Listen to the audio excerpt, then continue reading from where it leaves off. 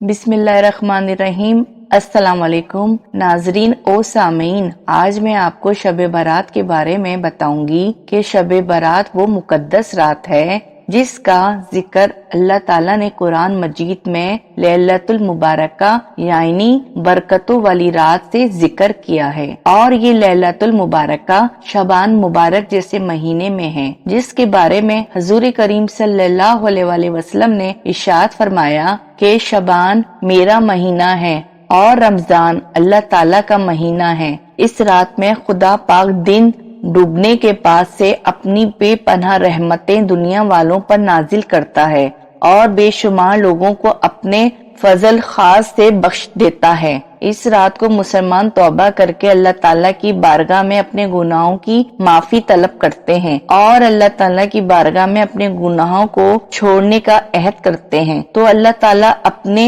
रहमत के सदके बेशुमार मुसलमानों को जहन्नुम से निजात देता है। इसलिए इस रात को शब बारात कहते हैं। हजरत अबू हुरैरा रजी अल्लाह ताला अन्हो कहते हैं कि नबी करीम सल्लल्लाहु अलैहि वसल्लम ने इरशाद फरमाया कि मेरे पास जिब्राइल अलैहिस्सलाम शबान की 15वीं रात में तशरीफ लाए और मुझसे फरमाया, या रसूल अल्लाह, अपना सर आसमान की तरफ उठाएं। मैंने पूछा, ये कौन सी रात है? अर्ज किया, ये वो रात है जिसमें अल्लाह ताला रहमत के 300 दरवाजे खोल देता है और काफिर मुशरिकों के अलावा सबको बख्श देता है, मगर ये कि वो जादूगर हो या काहिन या शराब का आदी हो, सूद का आदी हो या ज़िना का आदी हो, कि इन मुजरिमों की अपने अपने गुनाहों से तौबा करने से पहले बख्शिश नहीं होती। फिर जब रात का चौथाई हिस्सा हुआ तो जिब्राइल अलैहिस्सलाम उतरे और अर्ज किया, या रसूल अल्लाह, अपना सर उठाएं। रसूल अल्लाह सल्लल्लाहु अलैहि वसल्लम ने अपना सर अनवार उठा कर देखा तो जन्नत के सब दरवाजे खुले हैं। पहले दरवाजे पर एक फरिश्ता आवाज दे रहा है कि इस रात में रुकू करने वालों को बशारत हो। दूसरे दरवाजे पर एक फरिश्ता आवाज देता है कि इस रात में सजदा करने वालों के लिए बशारत हो। तीसरे दरवाजे पर एक फरिश्ता आवाज देता है कि इस रात में दुआ करने वालों के लिए भलाई हो। चौथे दरवाजे पर एक फरिश्ता आवाज देता है कि इस रात में जिक्र करने वाले को मुबारक हो। पांचवे दरवाजे पर एक फरिश्ता आवाज देता है कि इस रात में खुदा के डर की वजह से रोने वालों को मुबारक हो। छठे दरवाजे पर एक फरिश्ता आवाज देता है कि इस रात में तमाम मुसलमानों पर खुदा की रहमत हो। सातवें दरवाजे पर एक फरिश्ता पुकारता है कि कोई कुछ मांगने वाला कि उसे मुंह मांगी मुराद दी जाए। और आठवें दरवाजे पर एक फरिश्ता पुकारता है कि कोई बख्शिश चाहने वाला कि इसे बख्श दिया जाए। मैंने पूछा, ए जिब्राइल, ये दरवाजे कब तक खुले रहते हैं? उन्होंने अर्ज किया, शुरू रात से फजर के नमूदार होने तक। फिर अर्ज किया, ए तारीफ के लायक सल्लल्लाहु अलैहि वसल्लम, इस रात अल्लाह ताला कबीला बनी कलब की बकरियों के बाल की तादाद में लोगों को जहन्नुम से आजाद करता है।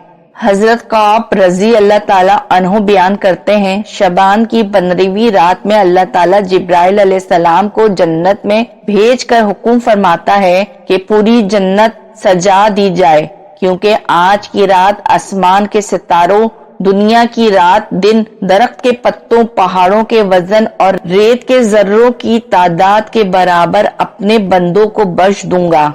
हजरत अता बिन यसार रहमतुल्लाह अलैहि फरमाते हैं कि जब शबान की 15वीं शब होती है तो अल्लाह ताला की तरफ से एक फहरिस्त मलकल मौत की दी जाती है और हुक्म दिया जाता है, जिन लोगों का नाम इस फहरिस्त में दर्ज है, इनकी रूहों को कब्ज करना है। कोई बंदा तो बागों के दरख्त लगा रहा होता है, कोई शादी कर रहा होता है, कोई तामीर में मसरूफ होता है, हालांकि इसका नाम मुर्दों की फहरिस्त में लिखा जा चुका है।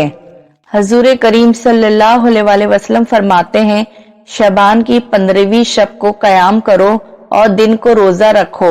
इस रात अल्लाह ताला गुरूब आफ्ताब के बाद आसमान और दुनिया की तरफ اپنی تمام تر رحمتوں عنایتوں کے ساتھ اپنی شان کے لائق نزول جلال اور اعلان فرماتا ہے کوئی معافی چاہنے والا میں اس کو معاف کروں، ہے کوئی روزی کا طلب کار میں اسے رزق عطا کروں، ہے کوئی مصائب و علام کا مارا ہوا جو مجھے پکارے اور میں اس کے دکھوں کا مددگار بنوں۔ اس طرح اللہ اپنے کرم نوازیاں لٹاتا رہتا ہے حتیٰ کہ صبح طلوع ہو جاتی ہے۔